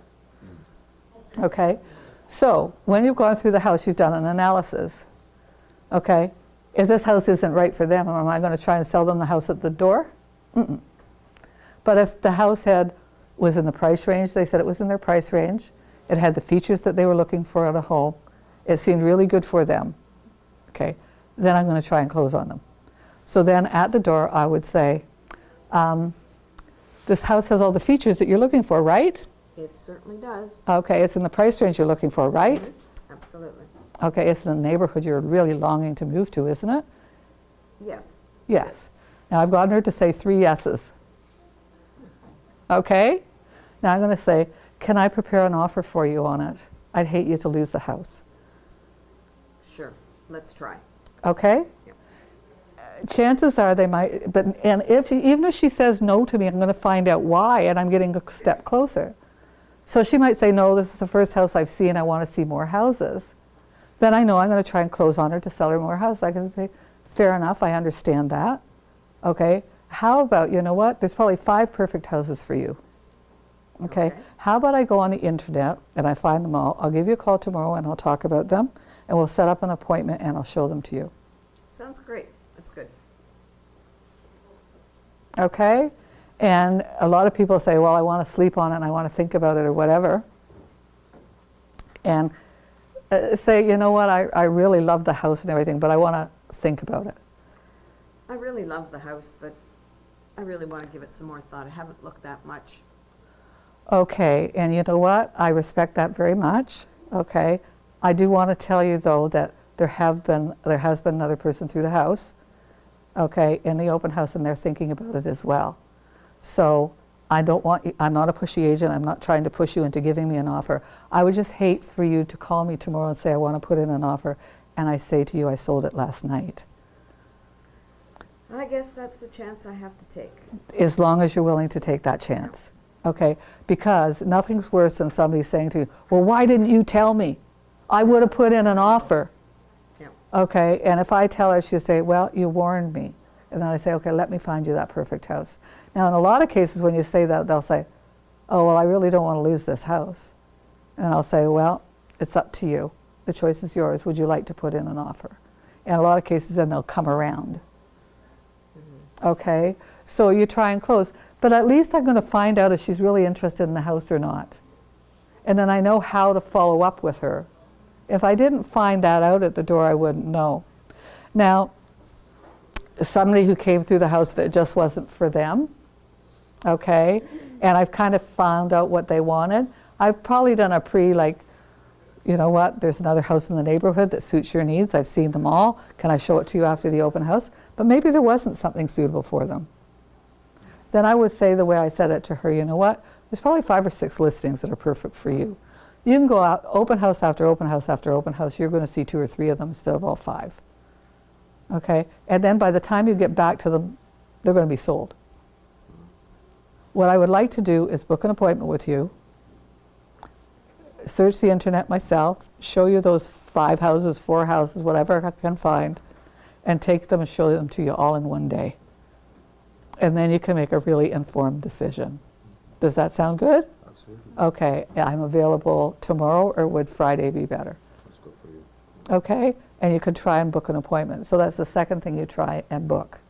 Will it always work? No. But it's a game of numbers.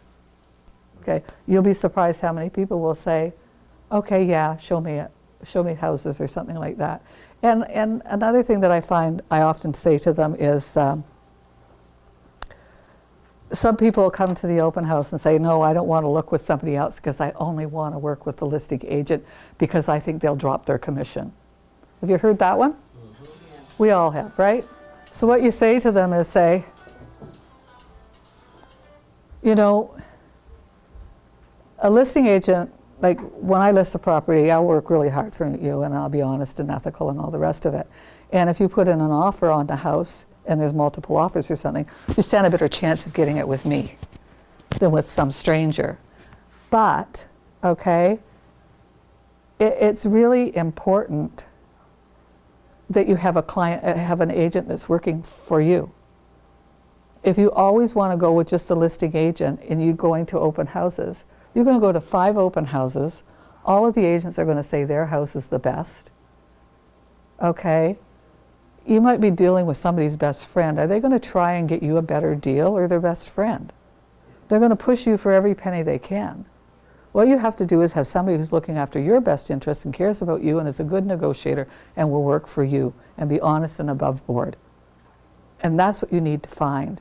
And I'll tell you right now, it doesn't work always buying with the listing agent. Which is right. Yeah, it's all true. It's all true. You know what? If Mary has that house listed, she's known the people for 20 years, you're putting in an offer, she's met you for 5 minutes, who's she really going to push for? She's loyal for her. You want to get somebody who has some loyalty toward you. And you do that when you're doing a buyer presentation too, is you say that what you need is an agent who's going to really take care of you. Because at this point, you know they're not going to buy the house because it wasn't proper for them. You're trying to get to show them other houses at this point when you're saying this. And so you want them to think that they're getting an agent that's going to work for them.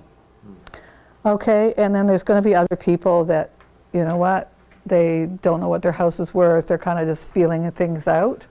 And they're the ones that you're going to offer to do the drop in, show them everything that's sold in the neighborhood. I'm not a pushy agent. I'll just give you all the information so you can make an informed decision.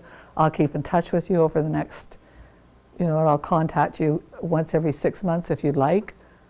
Okay, depending on how motivated they are. If they tell me they're going to move within a year, I'll say once every two months. If they say, well, I don't know, blah, blah, blah, Okay, so you always give yourself a reason and a permission to call them back. Okay? And you want to try and get a listing appointment for sure. So there's 3 closes that you'll do at the door. One is close on the sale of the house. Okay. Number 2 is to get appointments to show them other houses. And number 3 is to get a listing appointment. And I think I've given you enough hints on each area. Is there any one that you want to role play a bit? Any one of those areas, or do you think I've covered them enough? I've covered them? Okay. Okay, so then there's follow-up. After people leave your open house, there's 2 things I want you to do. I want them to put them in your contact management system. And these are the names and the phone numbers and the email addresses of people from my open house. So you can make groups in your contact management system for those of you who have already set it up. And then, if I get a new listing, what am I going to do? I'm going to automatically email it to everybody in my contact management system. And it would take me about 1 minute to do. Okay, so it's a way of keeping in touch. I'm going to be hopefully sending them my newsletters. Okay, doing things like that, staying in touch with them. Every once in a while, I'll go through and I'll call them all. Okay, my first follow-up I do within 24 hours usually, 48 hours at the most. And I've got some sort of scenarios that I've written down here to show you. When you're in a situation where you're getting people coming in clumps and you aren't really having a chance to talk to them, so you don't know where they live or what they're doing or anything else, then you've got to phone them back and find out. It's a little bit harder over the phone. So it's really easy because I'll start with, hi, it's Pam Prescott, Century 21. You came through my open house today. I'm really sorry. I was so busy and swamped when you came through. I really didn't get a chance to talk to you. So I thought I would call you back and see if you had any questions about the house. Okay, of course your first question is the price, right? Da-da-da-da. And then I start talking to you and asking you the same questions I would have asked you when you went through the house and trying to figure it out then on the phone. Okay? The second type of person was that I couldn't nail them to look at more properties with me, but I knew that they were serious and they were out there looking. Okay? So I might make a phone call and say, you mentioned you wanted a 4-bedroom house. Okay? And mine was only 3. You know what? I was on the internet today and I saw this house and it made me think of you. It was gorgeous. I've seen the pictures on it. It has this white kitchen, has this walkout basement, backs onto a ravine. It's the price range you were talking about. It seemed actually perfect. When I saw that listing, I thought of you. Okay, how would you like to go and see it with me? Okay, and hopefully I can spur her on. And I might have 2 or 3 that I found. And I can tell her about them. And one way I found is some people are very leery. Like you're a leery sort, I can see. Some people that are very leery will be, well, no, I don't want to commit myself, right?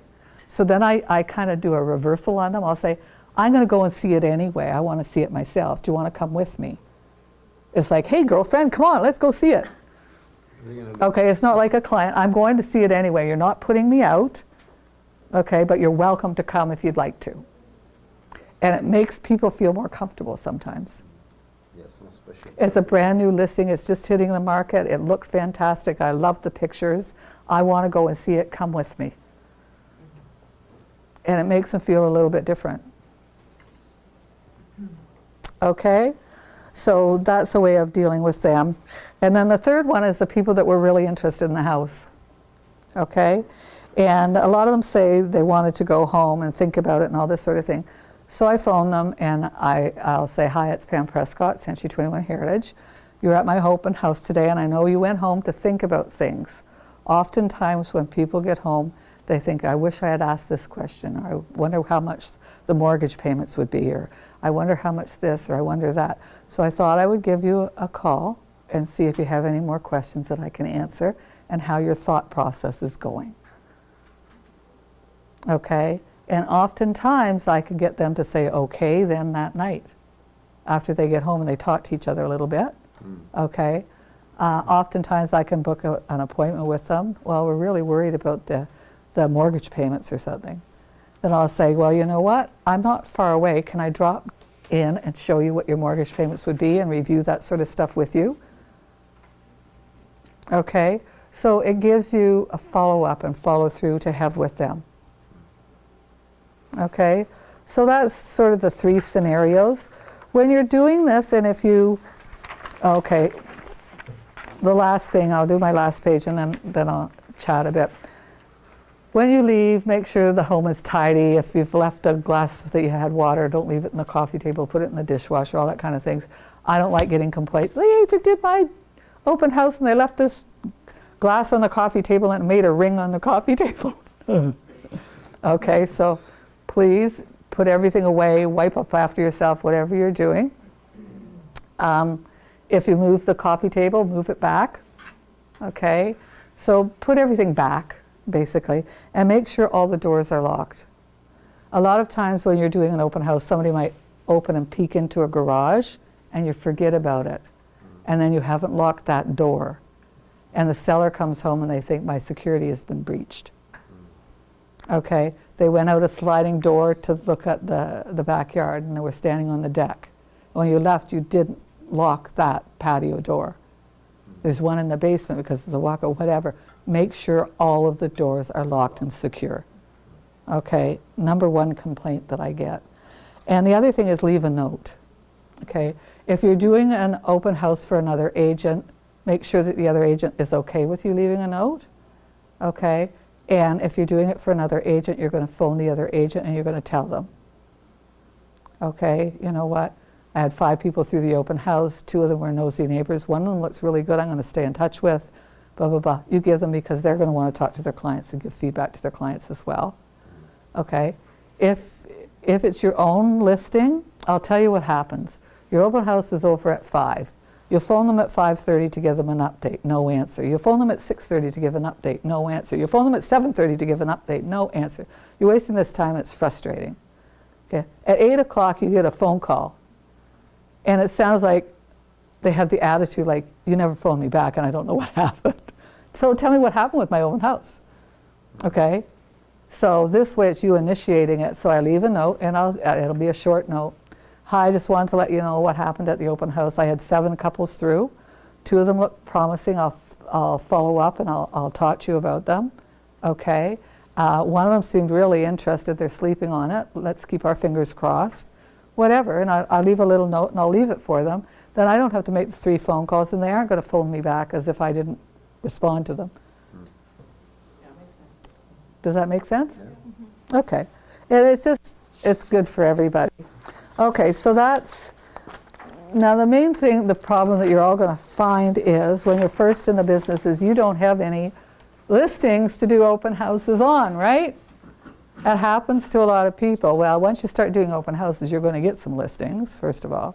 But there's a lot of people, a lot of realtors in the office that have multiple listings. Make friends with them, talk to them. Go up to them and say, I'm your slave. Okay? I see that you have 6 or 7 listings.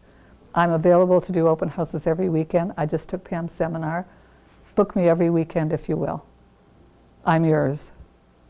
Okay, and see if you can establish a relationship with somebody. That's the best way to do it. Will you get an open house every weekend when you don't have your own listings? Probably not, but after you get things rolling, you will. And I'm trying to tell the experienced agents that they should, when I did my listing presentation, I used to say, I will have somebody, either myself or somebody from my company, do an open house every weekend. And chances are I won't get the perfect buyer. But I'm always out there meeting people, and I might be doing an open house on another house and end up selling yours, whatever. But I'll say, I don't want to leave any stone unturned. Chances are I might be 1 in 100 that the perfect buyer will come through this weekend. But I want to make sure there's somebody doing your open house. So I'll send my associate. And you know what? If I have 5 listings, I can't do yours every weekend. Okay, and be upfront with them. And usually, if you present it that way, your clients will say yes. Yeah, and if not, then it won't work for that one. But you can usually talk them into it. Okay, so that's the trick, is to get open houses to do. Once you start doing them, you'll start getting more and more listings, because you get probably as many listings from open houses in that door knock as you do buyers. And then you start springing off of it. Okay, any questions? No? Was it worthwhile? Absolutely. Yeah, did you learn something? Okay. Is it okay if you can go over the follow-up after the open house with somebody?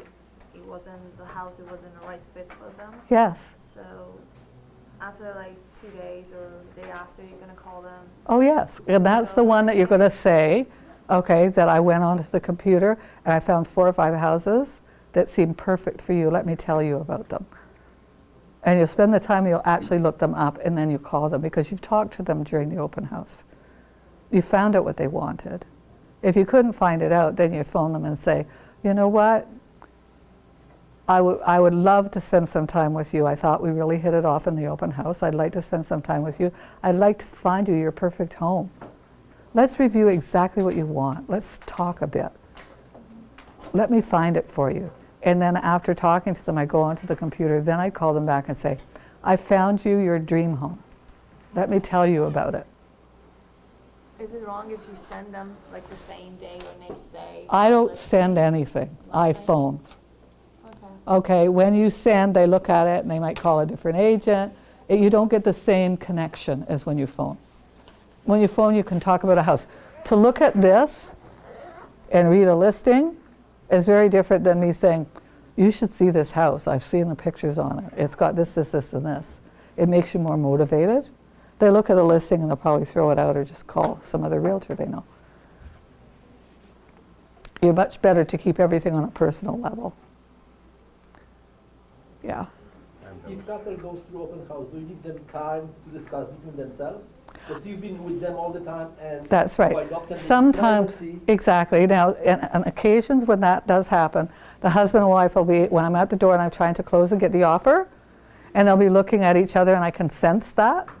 I'll say, you know what? You two, you really need to sit down and talk.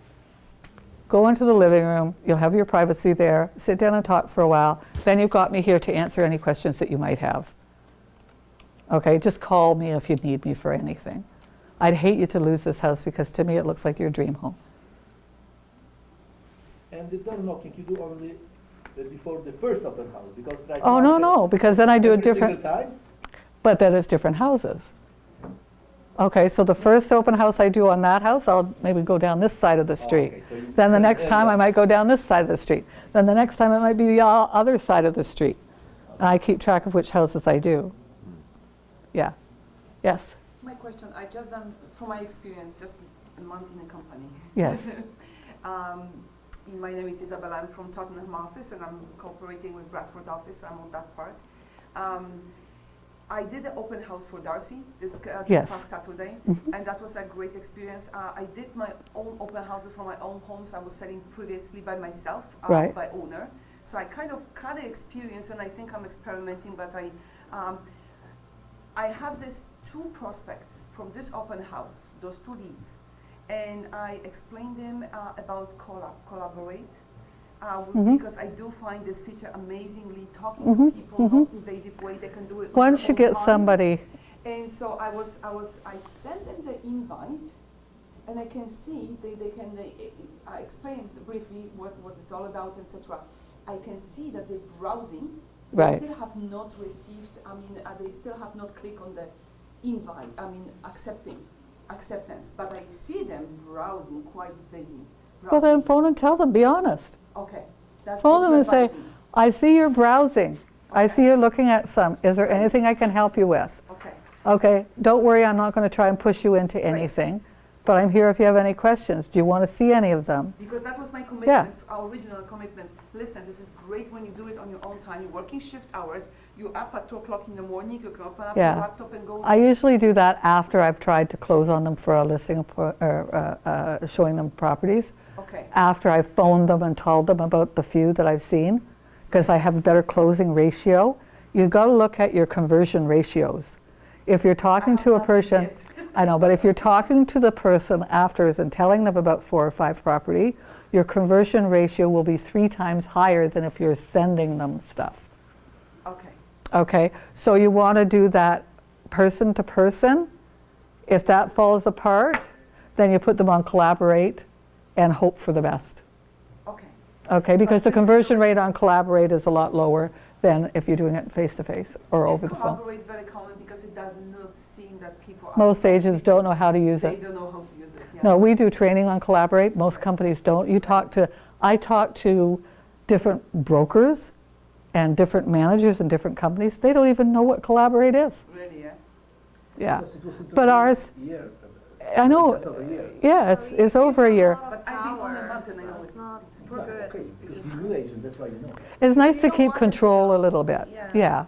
Yeah. Like, I don't like that either. But And you know the tendency, what they're looking really at, because I can see That's the right. pattern. One That's of the right. clients, future client I'm hoping, she's got a pattern looking for the Tottenham area yeah. and the price range. I can see that. Okay, I so- know she would be, Now what's really good is you really got her nailed down.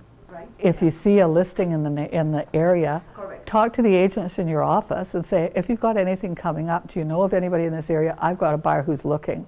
And maybe you can do something before it even And gets I read the listed. client one much last night, so that's, thank you. Yeah, talk to Because- Darcy or talk to, Right. yeah, Brian, somebody in your office, the top How producers. long do you allow them to use Collaborate without signing agreement, a representation agreement? That's the question. Some people look for half a year and they never really want to commit to you. It depends on the type of person. What do you got to lose? I've had a person call me after 6 months with something like that. You know, they were waiting for something to happen, and meanwhile they were looking at things. Yes. Mm-hmm. Yeah. But would you suggest to use Collaborate or you don't? I wouldn't use it at the beginning. I would use it later on. If I have a seller, if I have somebody signed up with me, absolutely I put them on it. But if they aren't signed up with me, then I try and do it person to person. And as the last resort, I put them on Collaborate. I did it reverse this time. for Yeah, clients. next time And switch next it. time I Yeah, keep for that sure. in mind. For sure. For some reason, I felt like if I did not offer that, they would be leaving home. And I approached them as they were leaving. Okay, ladies, I can see that you're looking for the bigger kitchen.